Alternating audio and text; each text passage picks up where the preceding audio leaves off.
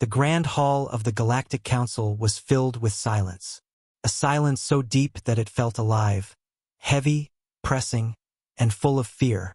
Hundreds of alien eyes watched as Zethar, an insectoid officer with 4 legs and 2 smaller arms, walked slowly toward the center platform. His sharp claws clicked against the smooth metal floor, echoing through the chamber. Every movement he made was watched carefully by 200 species. Tall, scaled creatures, small ones with fur, others glowing with energy. They all came from different worlds, but today, they shared one thing: fear. Zethar carried a small data crystal in his lower hand. To everyone else, it looked ordinary, but he could feel its weight. Inside it was a secret, something that could shake the foundation of the entire Galactic Council. He reached the platform and stopped. The room waited. The air itself felt tense. Zethar placed the crystal into the projector. A hologram appeared above him. A small, blue and green world floating in space. Earth, Zethar said, his translator making soft clicking sounds with his voice. A primitive world in the outer regions. They have not yet left their star system. They fight among themselves. They have no unified rule. Murmurs filled the room. Many delegates looked bored. Others smirked. To them, this planet was nothing, a weak and divided world. Zethar raised one of his arms. By every calculation, Earth should be easy to conquer. But, he paused, letting his words hang in the air like cold smoke. 7 fleets have gone there. None have returned. The hall exploded into whispers. Voices of confusion, disbelief, and fear filled the vast chamber. Impossible, shouted a large reptilian delegate. The Corp Empire sent a small force. Maybe they were weak. Zethar changed the hologram. Numbers appeared, glowing red figures that made the room grow quiet again. The first fleet had 50 ships, he said calmly. The second, 120. The third, 300. Each one was stronger than the last. The final fleet, sent by the Dravik Collective, had 800 warships. That fleet alone could destroy half the planets in this council. He looked around the room, and yet all of them vanished. No distress calls, no escape pods, no debris, just silence. The reptilian delegate slowly sat down, his scales turning pale. A glowing sphere of energy floated forward. His voice sounded like soft wind chimes. No debris? No signals at all? That is not possible. Zethar nodded. Nothing. They entered the Earth system, and then nothing ever came out. A small furry alien raised its paw nervously. Could there be a guardian species? Some hidden protector? Zethar shook his head. Long-range scans show no other advanced life. Only humans. Their most powerful weapons are simple nuclear bombs. Their space stations are fragile. They should not even be able to defend themselves. The council hall erupted again. Some shouted that it was impossible. Others demanded more information. The noise grew louder and louder. Panic was spreading. Then the council leader stood up. He was a tall being made of living crystal. His body glowed faintly as he raised one shining hand. The room went silent immediately. We cannot ignore this, the leader said. 7 fleets gone. We must find the truth. Before Zethar could answer, a deep, thunderous voice echoed from the back of the hall. The Crowhawk Empire will find your truth. Every head turned. General Krathver walked forward. Massive, armored, and full of pride. His armor plates clanked as he moved.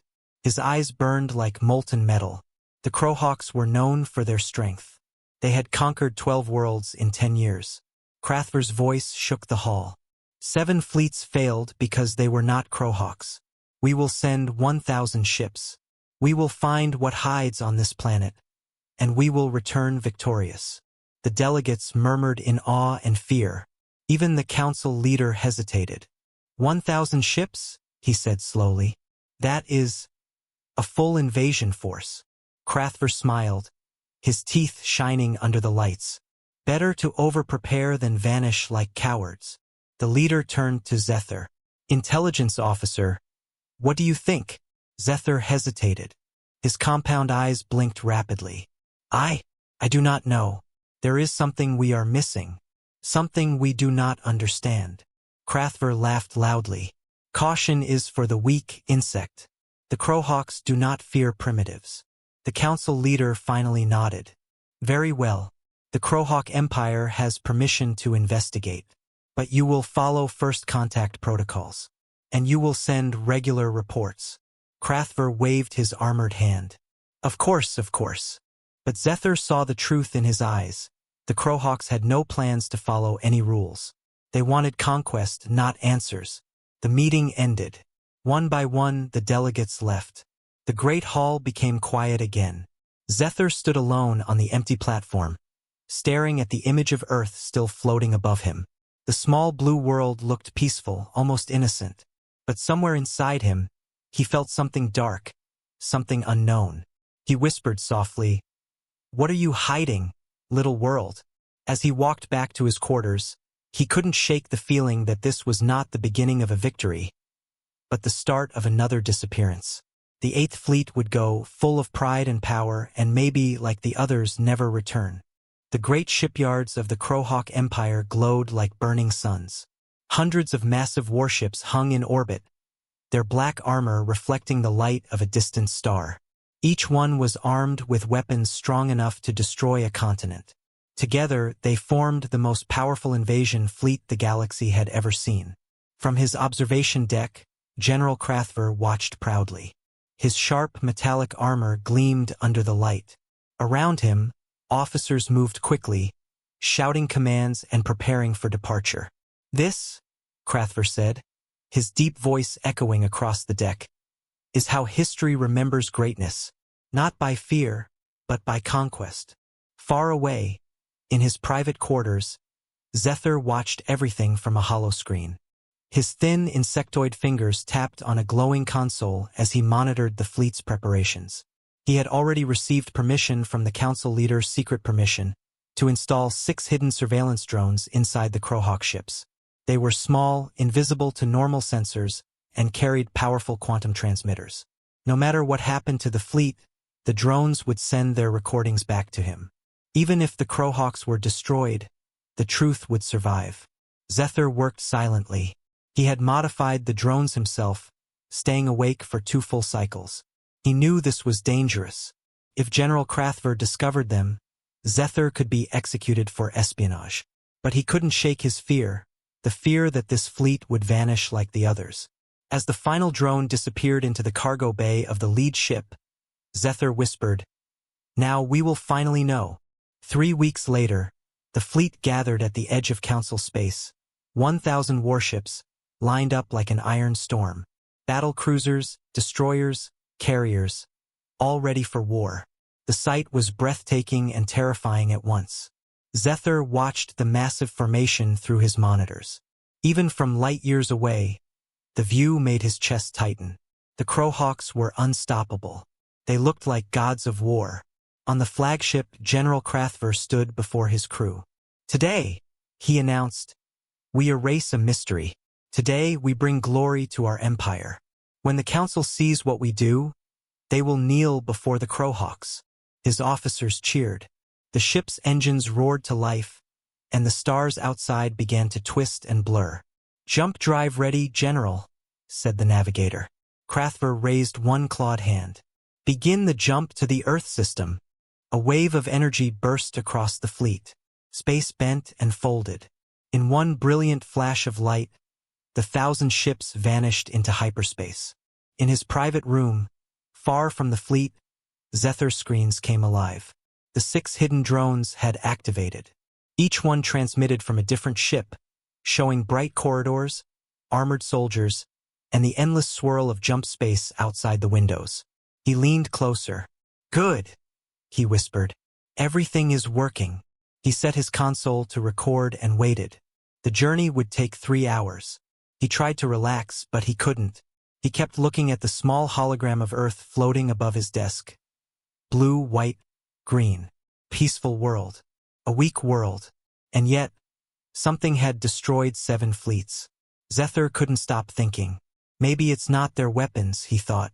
Maybe it's something else. He remembered an ancient report about a species that used fear, confusion, and chaos as tools of survival. He wondered if humans were like that. Unpredictable, illogical, impossible to predict. The timer on his screen counted down. 2 hours. Then 1 hour. Then 30 minutes. Suddenly, the screens flickered. The fleet had arrived. Zethar leaned forward, his compound eyes wide with focus. One by one, his drone feeds showed the blackness of space, and then the small blue planet appeared in view. "Earth," whispered Zethar. "You're smaller than I expected."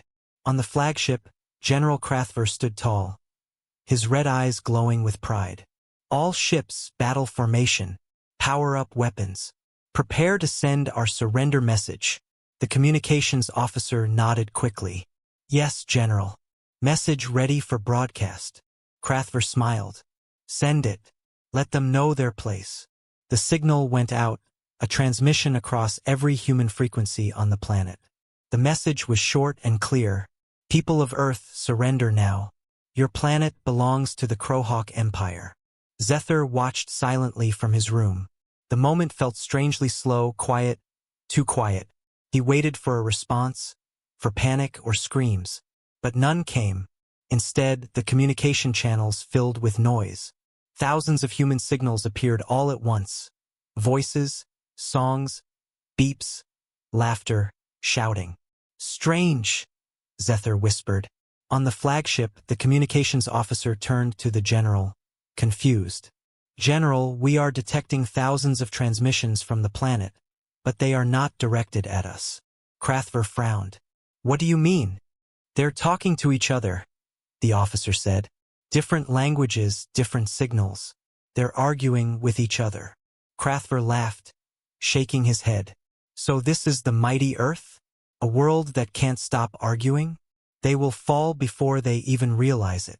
The officer hesitated. "Should I send another message, General?" "Not yet," Krathver said proudly. "Let them finish fighting each other. Then we will show them what real power looks like." Zethar watched the feeds closely. He could see the humans' transmissions, billions of them, spreading across the planet like a web of chaos. And for a moment, he thought he saw something strange. Patterns in the noise, signals repeating, frequencies changing. It almost looked like organization. He leaned closer, whispering to himself, "They're uniting." But before he could confirm it, one of the screens went dark. Then another. One by one, 5 of the 6 drones lost connection. Only one remained, showing the inside of the Crowhawk flagship. General Krathver was smiling. "Send the demand again. Let them know this is their last chance." Zethar's last drone showed the stars outside, and the small blue planet below. Everything looked peaceful. Too peaceful. Zethar's claws tightened on his desk. He could feel the tension rising inside him. Something was coming. He didn't know what, but every instinct screamed that the Crowhawks had made a mistake.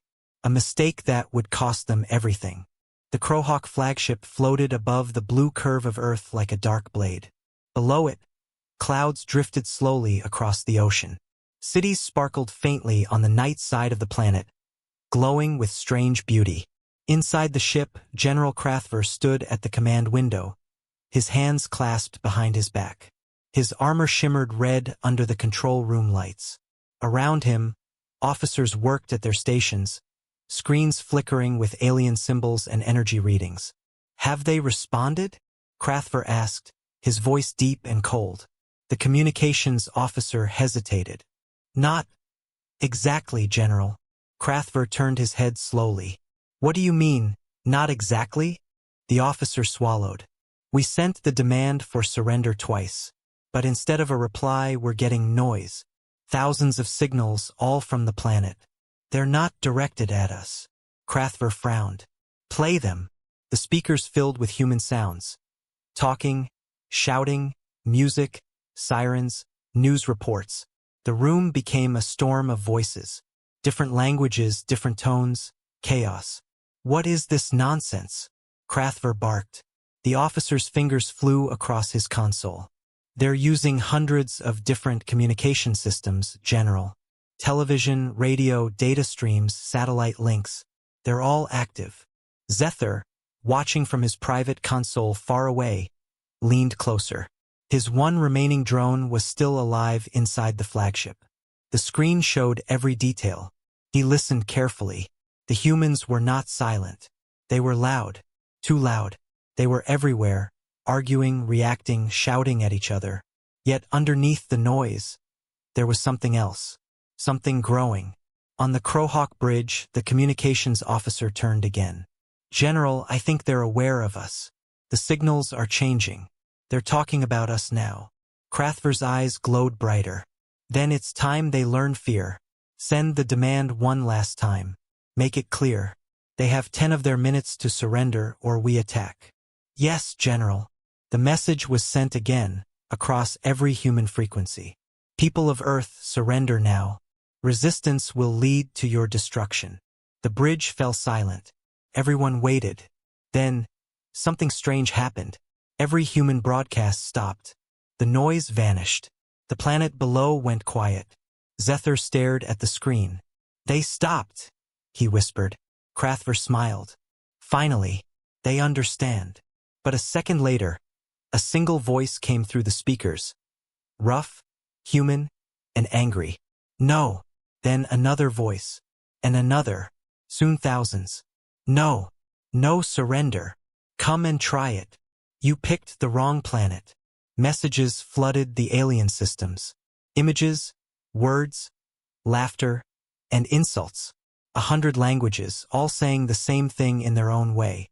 Zethar could hear the translators struggling to keep up. One message made him pause. It showed a strange human gesture, one raised middle finger. His translator flashed the note. Insult. Expression of defiance. Zethar couldn't help but whisper, "They're not afraid." On the bridge, Crathver's face darkened. What is this?" "General," the communications officer said nervously, "we're receiving millions of messages now. They're flooding our channels. Civilians, soldiers, even companies are responding to us. Where are their leaders?" Crathver demanded. "Who speaks for their planet?" The officer hesitated. "They have almost 200 governments, General. None of them agree on one answer. Some want peace, others want war. Many are still arguing." Crathver growled. "A divided planet. It should be easy to conquer." Zethar watched the drone feed quietly. His mind was racing.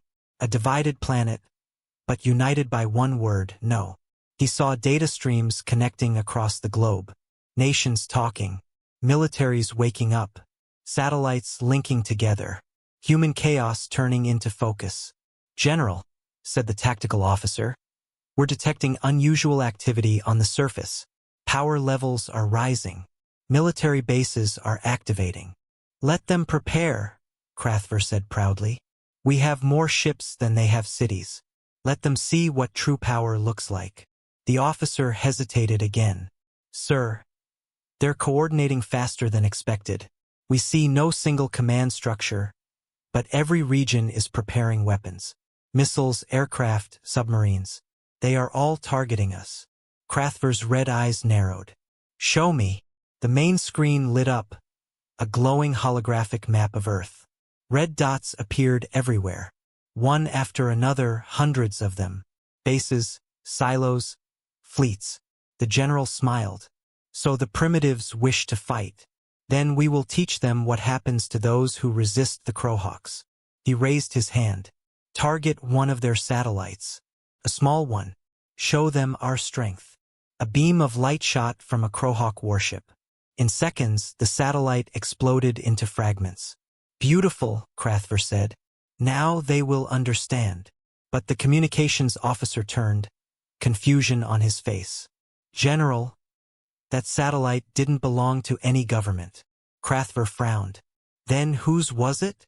"It was owned by a private company," the officer said slowly. "And now humans are very angry. That company has already filed something called a lawsuit." "A what?" "A lawsuit, General. A kind of legal attack. They're calling us thieves and vandals." For a long moment, Crathver just stared. Then he barked a sharp laugh. "They are being invaded by 1,000 warships, and they're worried about legal paperwork?" Some of the officers laughed nervously, but Zethar did not. He leaned closer to his screen, his voice a whisper. "You don't understand them, General. You're not fighting soldiers. You're fighting humans." On the bridge, the laughter faded. The tactical officer spoke again. "General, multiple missiles are launching from the planet. Hundreds of them." Krathvar's smile returned. "Good. Let them try." As the missiles rose from Earth like glowing stars, Zethar's drone feed zoomed in on the blue planet. He could see fire trails lighting up the sky. "Now," Zethar whispered, "we will see what happened to the others." The screen flickered. The first wave of missiles was approaching. The Crowhawk fleet powered up its shields. And then the first explosion lit up the void. The night side of Earth lit up with fire. Hundreds of human missiles rose from oceans, deserts, and cities, leaving long white trails across the sky. For a moment, the dark planet looked like it was covered in glowing veins. Alive, fighting back.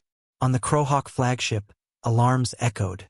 Officers shouted, and red lights flashed across the bridge. "Multiple launches detected," the tactical officer yelled. "Targets locked on us." General Krathvar stood tall and calm. His deep voice cut through the noise. "Activate shields. Let them waste their toys." The Crowhawk warships formed a tight formation. Energy shields shimmered like waves of glass. The first wave of human missiles reached them. Explosions flashed across space. Bright, beautiful, harmless. The crew cheered. The shields held strong. "Primitive weapons," Krathvar said proudly. "They can't even scratch our armor." But then, something unexpected happened. A second wave of missiles arrived, faster, smarter, different. Some exploded early, others split into smaller rockets. A few carried strange signals that interfered with sensors. The tactical officer frowned. "General, their attacks are changing. Each wave is using new tactics." Krathvar turned sharply. "Impossible. They don't have time to adapt." Zethar, far away in his quarters, watched through his last drone feed. He leaned close to the screen, his eyes wide. "They're learning," he whispered. "They're watching and adapting." Wave after wave of missiles came from Earth, each one slightly different. Some used decoys. Some attacked from new angles. Some tried to overload shields by hitting the same spot again and again. The Crowhawk fleet destroyed them all, but each time the humans got closer. "General," said the defense officer nervously, "they're studying us. Every attack teaches them something new." Krathvar growled. "Then they will learn fear." He turned to his communications officer. "Send another message. Tell them to surrender or face destruction." The officer nodded and sent the transmission. The words spread across all human frequencies. "Your weapons are useless. Surrender now, or we will destroy your cities." The message echoed through Earth's networks, but what came back made even the general pause. Millions of human voices replied at once, shouting, chanting, laughing, and threatening. The Crowhawk translators struggled to process the flood of data. Zethar read some of the translations as they scrolled across his screen. "Do your worst. This is our home. We don't run. You'll regret this." And then one message stood out. It came from a group of soldiers somewhere on the surface. "Tell your general, humanity just stopped arguing." Zethar froze. His translator repeated the phrase 3 times, as if it couldn't believe it. Back on the flagship, the tactical officer turned, eyes wide. "General, global activity is changing. Former enemies are talking to each other." "What?" Krathvar snapped. "They're connecting, sir. Nations that were at war are now sharing data, exchanging codes. They're uniting." For a moment, no one spoke. The only sound was the soft hum of the ship's engines. Then Krathvar laughed. A loud, cruel laugh that echoed across the bridge. "Unity? Too late for that. They can unite all they want. It will not save them." He raised one armored hand. "Fire another demonstration shot. Hit a stronger target this time. A military one." "Yes, General," said the weapons officer. Outside, one of the Crowhawk warships powered up. A bright beam of energy shot toward the planet and struck a human base. The explosion was huge, a bright ball of light expanding in the darkness. The bridge crew cheered again. "Direct hit!" someone shouted. But Krathver's smile faded when the communications officer turned pale. "General, we're receiving a message from Earth. It's from the base we destroyed." "What?" "It was unmanned, sir. No soldiers. They evacuated it after detecting us. But they left something behind." Krathver frowned. "What did they leave?" "A transmission," the officer said quietly. "A recording. It's playing automatically." The speakers crackled. Then a calm human voice echoed through the bridge. "Nice shot. We were waiting to see how fast your weapons are. Thanks for the data." The bridge went silent. Every officer froze. Zether leaned back in shock. "They tricked them," he whispered. Krathver's fists tightened. "How dare they mock us?" The tactical officer spoke again. "General, they're moving their satellites, forming new patterns. It looks like coordination grids." Zether's screen showed it clearly. Thousands of human satellites changing orbit, linking together into a network. Across the globe, data signals synchronized. Humans were building something. Fast. "General," said the officer. "Their technology is primitive, but their coordination is improving by the minute. They're learning at a speed that doesn't make sense." Krathver slammed his fist into the control panel. "Enough! Prepare to move into low orbit. We'll crush their defenses ourselves." The Crowhawk fleet began to descend toward the planet. Clouds swirled around their massive ships. Lightning flashed in the atmosphere below. From space, it looked like the gods of war were descending upon Earth. Zether watched, his heart pounding. The blue planet filled his screen, growing larger every second. "Don't do it," he whispered. "You don't understand what you're waking up." He saw something else too, strange readings from Earth's surface. Millions of power sources activating at once. Humans were not running. They were standing together. For the first time in their history, they were not fighting each other. They were fighting for each other. Zether whispered to himself, "This is why the others never came back." And then, as the fleet entered the upper atmosphere, one of the warships suddenly lost power. Its lights went out. Systems failed. Krathver turned sharply. "What happened?" The engineer shouted, "Unknown interference. It's coming from the planet." The general looked at the blue world below. "Then we'll burn it clean," he growled. But deep inside, even he felt something. A cold, crawling doubt. The same doubt that every commander before him must have felt. Just before they disappeared. The Crowhawk fleet moved lower.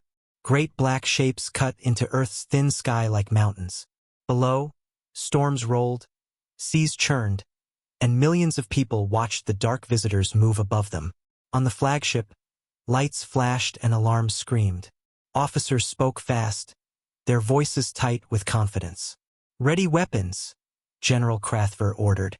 "Bring our full power to bear. Show them what happens when a world resists the Crowhawk Empire." Outside, the fleet's weapons glowed. Energy coils warmed. Targeting arrays locked on cities and bases. The captain of the flagship smiled. Victory felt near. But on Earth, something different was happening. The first human counterstrike was not just a wave of missiles.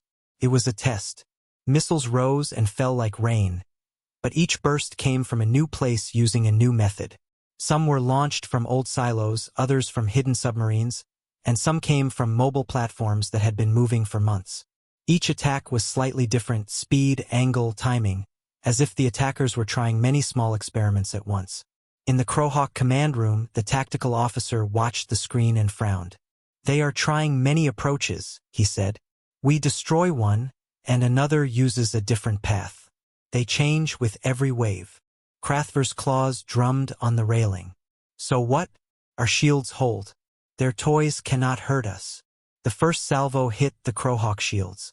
Explosions lit the void. Spark showers danced across the fleet's defenses. The shield absorbed most of the blast, and a few missiles were burned away by point defense lasers. The officers cheered, and then the cheers turned to uneasy silence. "Sir," The weapons officer reported, "Their next wave has guidance decoys. It is confusing our targeting. They are trying to break patterns." Zethar watched the feeds from his hidden drone like a man watching a storm he could not stop. He saw crews on the Crowhawk deck working to reroute sensor inputs. He saw engineers patching display consoles faster than protocol allowed. He could also see the humans on his distant screens. Faces tired, hands moving quickly, people talking to each other in short bursts. They were not panicking. They were measuring, noting, learning. Another human wave approached. This time, many of the missiles were older models fitted with quick-release shrouds. When the shields engaged, the shrouds opened and released hundreds of tiny metal fragments. The fragments spun, creating a cloud that confused the Crowhawk point defense systems. For a moment, the lasers fired into the cloud and missed the real threats. "What is this?" Krathver roared. "Why do they keep changing like this?" "They are improvising, sir," said the tactical officer. "They learn from each failure. Their attacks evolve." Krathver slammed his fist onto the console. "Then we adapt faster. Increase shield frequency and lock target arrays." They adjusted. The shields shifted their harmonics. Targeting recalculated. The fleet responded with practice speed. But with each adaptation, the humans adapted again, switching angles using stealthy low-power boosters, sending small glider drones that hid in radiation noise. Their moves were messy, unpredictable, and strangely clever. From 100,000 kilometers away, a small group of human engineers and volunteers watched streams of data flow across their terminals. They saw what worked and what failed.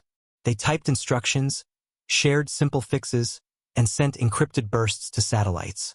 The changes spread like wildfire. A trick learned by one team would be echoed by another half a world away within minutes. On the Crowhawk flagship, systems began to stutter. Navigation reports showed tiny offsets. Targeting vectors bent. An auxiliary gun misfired, burning out a feed line. An engineer cursed and went to patch it, but another system went dark. For the first time, Krathver felt the fleet's smooth machine wobble. Zethar's drone recorded it all. He watched as one Crowhawk destroyer, confident and loud, lost its sensor lock. Its own missiles turned early and struck empty space. The crew scrambled. Panic rose in the corridors like a rolling tide. "Commander," the weapons officer said softly, "their attacks are not intended to win by force alone. They test. They learn. They teach each other in real time." Krathver's eyes narrowed. "Then we will teach them pain." He ordered a heavy strike. A wave of charged energy cut through the upper atmosphere and lit a city like daylight. Buildings crumbled, fires spread, and the visible loss was enormous. The Crowhawk crew cheered at the sight of destruction. The general satisfaction was visible for one long heartbeat. But the human response was immediate and different from anything Krathver expected. Instead of chaos, he saw humans moving like one organism. Rescue teams rerouted around the blast. Medical units streamed to affected zones. Engineers rerouted power, used backup systems, and patched networks. Broadcasts spoke in calm, determined tones. People shared maps, satellite feeds, and instructions, sending coordinates for safe zones, radio frequencies for medical help, and steps to rebuild communication lines. Citizens used bicycles, small boats, and old vehicles to move supplies. In many cities, volunteers formed human chains to carry the injured. On the Crowhawk Bridge, an officer whispered, "They are resilient. Their systems are crude, yet they repair and continue. They do not break." Krathver stared at his screen. For the first time since he rose to power, doubt touched him like ice. He had thought victory was simple. He had thought power alone could break an enemy. Now the enemy was learning faster than his ships could destroy. Zethar felt it too. He slid a claw across his console and spoke softly, not to the empty room but to the universe itself. "This is different. They do not fight like any species I have known. They learn from pain and turn it into strength." The final missile wave that came next was not the largest. It was the cleverest. Tiny, fast projectiles targeted command links, communication nodes, and weapon sinks. They created brief drops in time, small, controlled blackouts that confused the Crowhawk systems just long enough to allow follow-up attacks. On the flagship, lights flickered. An engine coughed. Systems rebooted. Alarms that once were routine became urgent. Officers moved with stunned silence. Krathver slammed his palm on a console so hard that the metal dented. Find their source. Destroy whatever makes those blackouts. The tactical officer looked at the map and swallowed. We can see patterns, General. But their networks are distributed. They are not centralized. There is no one place to strike. Krathver's jaw worked. He turned his face to the viewport and stared down at the blue planet, small and stubborn. Then we will burn it until there is nothing left. But even as he spoke, a single dread thought uncoiled in his chest. A thought that had ended the careers of other conquerors before him. If they burned the planet clean, would they finally learn? Or, like the 7 fleets before them, would they simply vanish into the silence? Outside, the human attacks continued. Inside, the Crowhawk fleet was beginning to break its own rhythm. The first cracks had opened. And in Zether's private feed, one small line of data blinked red. Unknown signature detected. Incoming interference. After hours of battle, the Crowhawk fleet began to feel less like a single machine and more like a collection of wounded beasts. Systems that once hummed with perfect rhythm now hiccuped and stuttered. Lights flickered in corridors. Men and women in armored suits ran from console to console trying to fix errors that appeared and disappeared like ghosts. Inside the flagship, General Krathver paced, his heavy boots echoing on the metal floor. Each report felt like a new insult. Missiles had failed. Shields had fluctuated. Targeting arrays had briefly lost lock. The map of Earth glowed with red dots and strange white lines, signals the Crowhawks did not understand. Where do these signals come from? Krathver demanded. Who is hitting our systems? The tactical officer shook his head. It is not a single enemy, General. It is many small attacks across many systems. Communications go down for seconds. Then they are back. Sensors show false readings. Navigation reports shift by tiny amounts. There is no clear pattern. Zether watched from his hidden station, his many eyes glued to the drone feed. The last remaining drone sent images of crew members swearing and technicians typing furiously. He also saw new evidence. Crowhawk AIs making strange choices, autopilot systems pausing, and weapons cycling on and off without orders. One ship's defense grid briefly targeted its own engines before failing. The scene was chaos dressed in metal. On Earth, the war had shifted from rockets and lasers to light and code. Small teams of humans, not all soldiers, sat behind cracked screens in basements, warehouses, and mobile vans. They were engineers, students, hackers, old radio operators, and even children working on code with trembling hands. They called themselves many names, but all of them shared one aim: to confuse the invader. They did not try to send huge viruses that would blow up in a single strike. They sent 1,000 small injections of code, patches, tricks, and misdirections. They overloaded translation buffers with nonsense. They injected harmless but confusing data into AI learning loops. Jokes, songs, images, and strange human art. When Crowhawk systems tried to interpret the noise, their machine minds grew uncertain. Decision trees stalled on contradictory inputs.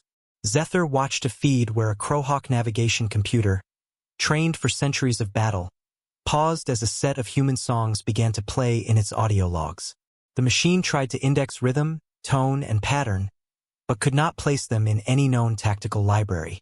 The result was a brief freeze while the system reclassified the input. That freeze was all a human drone needed to slip past defenses.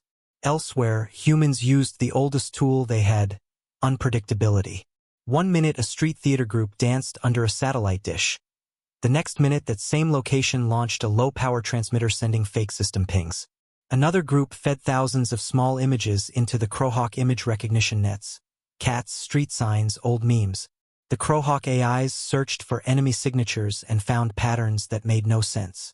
Each meaningless input forced the AIs to slow down and reevaluate. The Crowhawks tried to fight back. Engineers rewrote filters and threw more processing power at the problem. But every patch the Crowhawks released was met by new human creative noise. The invaders' updates came too late. Humans learned from each failure, shared quick fixes across continents, and adapted like a living network. Their mistakes became lessons for millions of others in minutes. On the Crowhawk Bridge, tempers flared. "Increase firewall strength," one officer barked. "Shut down non-essential systems," another shouted. But when they pulled systems offline to stop the interference, they also cut important links between ships. The fleet's perfect formation began to flex and split. Zephyr felt his own fear grow. The data from his drones painted a horrible picture. The Crowhawk fleet was losing its connective tissue, the invisible nets that kept ships coordinated. Without them, each warship became a lone island, reacting slowly and sometimes wrongly. Then came the moment no one on the Crowhawk flagship could ignore. A forward cruiser, proud and loud, suddenly turned its main arrays inward, its targeting systems locked on to its own wingmen. Before officers could correct the mistake, the cruiser fired a barrage that struck two friendly ships. Alarms screamed, corridors filled with smoke. The order to self-destruct was given to prevent the fire from spreading. The cruiser's captain sent one final message, static and a single word in Crowhawk: error. The flagship fell into a stunned silence. Crathver's hands curled into fists so tight his armor creaked. For the first time, he felt the cold weight of the unknown. He had led conquests before. He had outfought and outthought dozens of worlds. But he had never seen a war where the enemy used jokes, songs, and small code as weapons. He had never felt fight systems turn inward. On Earth, people watched the reports on damaged screens and tired radios. They did not celebrate like soldiers who had won a battle. Instead, they went back to work, repairing, reinforcing, and sending more small pulses of interference. In towns and cities, volunteers sat at long tables making simple devices that could emit short bursts of noise or mask satellite signatures. They called these devices many names, but to them they were tools of survival. Zephyr pulled his drone feed closer and replayed the last 10 minutes. He saw a pattern begin to form in the chaos. The Crowhawk network failures were not random. Humans had found the weak links and were pulling them, one by one. Each small success made the next attack faster and smarter. He whispered, not to any listener but to himself, "This is not just war. It is a war on how you think." His voice sounded small in the dark room. Back on the flagship, Crathver's eyes were hard. He lifted his head and addressed the bridge in a voice that tried to hold command and fear at once. "Find their leaders," he ordered. "Find where these attacks come from. Destroy the head and the body will fall." The tactical officer opened a new map. White dots blinked all over the planet, hundreds of tiny sources. They were spread like seeds. There was no single source to strike, no head to cut off. Crathver's face went pale under the red lights. For a creature of conquest, the truth was poisonous. This enemy had no single face. It was everywhere, and it was growing stronger with each strike. Zephyr closed his eyes and thought of the 7 fleets that had vanished before. He felt the same chill that had followed every disappearance. The invisible war had only just begun, and already the Crowhawks had lost more than their pride. They had lost the simple certainty that victory came with power. Outside, across the empty black between worlds, one thin warning blinked on Zephyr's console in red. Unknown signature approaching. High priority. Zephyr sat in silence, his many eyes fixed on the glowing red warning flashing across his console. Unknown signal approaching. High priority. The message repeated again and again, growing brighter each time. He tried to trace the source, but the coordinates didn't make sense. It wasn't coming from Earth. It wasn't coming from any Crowhawk ship either. It was coming from between them, from the empty space itself. For a long moment, Zephyr simply stared. Space was not supposed to send signals. It was supposed to be silent. On the flagship, General Crathver's anger had turned into confusion. Reports flooded in from every direction. "General, the interference is increasing. Multiple ships report ghost transmissions. Some systems are replaying human voices through internal speakers." Crathver turned toward the sound that echoed across the bridge. A faint voice played over the communication system, not alien, not Crowhawk. It was human. The translation system tried to decode it, but the words came out mixed and strange. "We see you, stop, go home." It wasn't a threat. It wasn't even shouted. Sounded calm, almost sad. The bridge crew looked at each other in silence. Then the voice changed again, splitting into thousands of copies, overlapping, repeating through every frequency the Crowhawks used. The signal grew until it became more than sound. It became vibration, crawling through every circuit, every display, every sensor. Zephyr leaned close to his drone's feed and whispered, "It's not human code anymore. It's something else." The Crowhawk ships began to flicker on his screen, one by one. Systems that had already been unstable started to collapse entirely. Engines cut out. Weapons failed to respond. One destroyer spun out of control and vanished into the shadow of Earth. Others started losing navigation data. They couldn't tell up from down, or which direction was safe to jump. "Shut it off," Crathver roared. "Block the frequency." But no one could. The source of the signal was everywhere and nowhere at once. It wasn't attacking in the normal way, it was inside their systems, rewriting things at the smallest level. On Earth, scientists, soldiers, and hackers watched the strange pattern too. Satellite receivers glowed as data poured in. Some thought it was human code bouncing back. Others said it wasn't theirs at all. The pattern didn't match anything known. It pulsed in rhythm, almost like a heartbeat. In a dark underground lab, an old scientist leaned closer to her monitor. "This isn't ours," she said softly. "It's not theirs either. Something else is responding."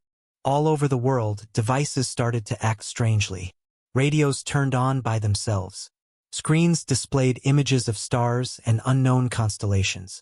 In one short moment, the same message appeared in 100 different languages on every human device connected to the network. "Do not fear."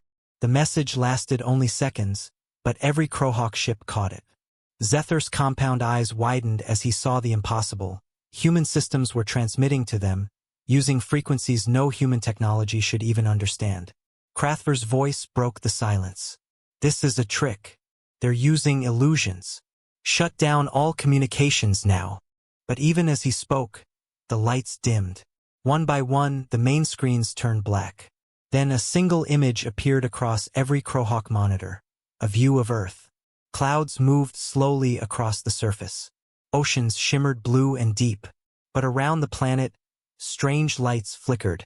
Faint, silent, and ancient-looking. Zethir's heart pounded. He knew those lights were not ships. They were not human technology. They were something older, hidden in orbit, invisible until now. The tactical officer whispered, "General, I think the others, the missing fleets, they're here." Crathver turned slowly. "What did you say?" The officer pointed at the glowing ring of lights around Earth. "Energy signatures match lost fleet profiles. 7 of them. But they're not moving. It's like they've been frozen." A heavy silence fell over the bridge. For a moment, no one spoke. Zethir finally understood. The reason no one ever returned wasn't because they were destroyed. It was because something else had taken them. Then the voice returned, deeper now, speaking directly through the Crowhawk ship systems. It wasn't human. It wasn't machine. It was both. They came with war in their hearts. They stayed, and their silence became the wall that guards this world. Crathver's eyes widened. "Who speaks? Identify yourself," he shouted into the comms. The voice did not answer his question. It only said, "Leave now or join them." Before Crathver could reply, his flagship began to shake violently. Energy readings spiked off the scale. The hull groaned. Crew members screamed. "Jump engines offline," someone cried. "We can't escape." Zethir watched the chaos unfold from his drone. The signal had infected the Crowhawk ships completely. The fleet no longer answered any command. The voice continued to pulse through the systems, steady and cold. On Earth, humans saw the same lights brightening in the sky, a ring of glowing energy circling their planet like a shield. To them, it looked like dawn rising where no sun should be. Zethur's drone recorded its last message before losing connection. Through the static, one final phrase appeared in the log. Observation complete. The Guardian protocol remains active. Then silence. On the Crowhawk flagship, Krathver stood in darkness, surrounded by dying lights. His voice was low and trembling. This is not a war. This is a warning. And far away, in the quiet of space, Zethur's last surviving drone drifted, recording the sound of static and a faint whisper that could almost be human. Welcome to Earth. The stars above Earth shimmered like cold fire. One by one, the mighty Crowhawk warships stopped moving. Their engines went dark, their lights faded, and their huge metal bodies floated silently against the blue planet below. It looked peaceful from a distance, like a field of silver leaves resting on calm water. But inside every ship, panic had begun. On the flagship, alarms still flashed, but no sound came out anymore. The crew shouted, but their voices did not echo. Even sound seemed trapped.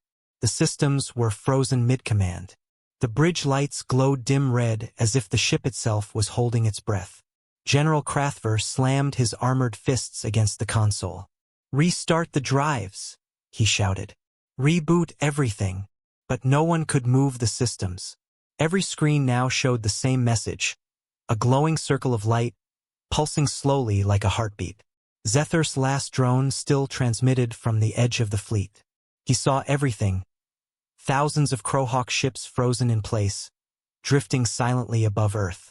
His hands shook as he tried to adjust the camera. Then he noticed something stranger. Faint trails of light were moving between the ships. They looked like streams of energy, connecting one ship to another, then down toward the planet. It was as if something invisible was collecting them. Inside the flagship, Krathver felt the temperature drop. Frost formed on the glass of the main viewport. He looked out and saw the lights, thin, silver threads weaving through space, wrapping around his fleet like a net made of ghosts. "What is that?" an officer whispered. Zethur, watching from afar, whispered the same words. He didn't know if it was a weapon or a message. Then the voice returned, calm, deep, echoing across every Crowhawk channel, inside every ship, every mind. "You were warned." Krathver fell to his knees. "Who are you?" he shouted. "Show yourself." The lights around the ships pulsed once, and then all at once, every Crowhawk vessel began to turn transparent. Their armor plates glowed, flickered, and vanished, layer by layer, as if erased from existence. Crew members reached for each other, but their hands passed through air and light. "General," one officer screamed, "we're dissolving." Zethur watched in horror. Thousands of ships that had filled the void seconds ago were simply gone. Not exploded, not destroyed, just gone.